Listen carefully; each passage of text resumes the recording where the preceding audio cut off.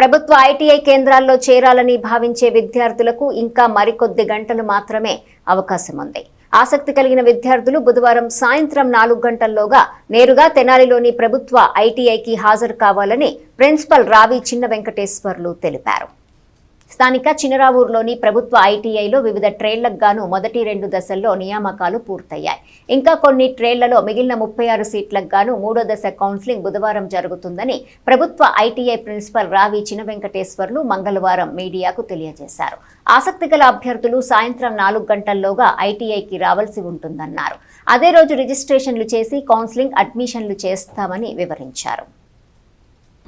గుంటూరు జిల్లా government ITI Tenali నందు first face అదేవిధంగా 2వ ఫేసు అడ్మిషన్ జరిగి ఉన్నవి కావున మరియు ఫస్ట్ ఫేజ్లోను మరి అదేవిధంగా సెకండ్ ఫేజ్లోను మిగిలి ఉన్న ఏదైతే సీట్స్ అయితే ఉన్నాయో వాటన్ని ఫిల్అప్ చేయడం కొరకు ఈ థర్డ్ కౌన్సిలింగ్ అనేది స్టార్ట్ అయింది.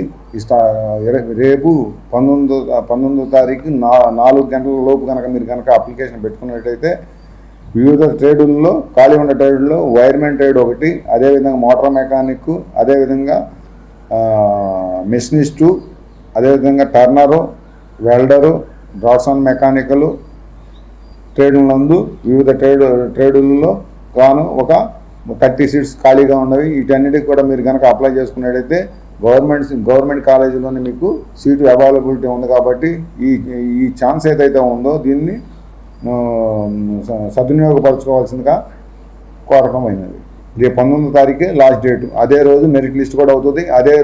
అదే రోజు మీకు జాయినింగ్ కూడా అవడానికి లాస్ట్ డేట్ అన్నమాట. అందుకోసం మీరు 19వ తారీఖు మాత్రం మీరు వచ్చినట్లయితే 4 గంటలకు కనుక వస్తే మీకు రిజిస్ట్రేషన్ చేయబడుతుంది. అదేవిధంగా అడ్మిషన్ కూడా అదే రోజు చేయడం జరుగుతుంది. ఒరిజినల్ సర్టిఫికేట్లు కూడా మీరు తీసుకుని రావాల్సిందిగా కోరుతున్నాం.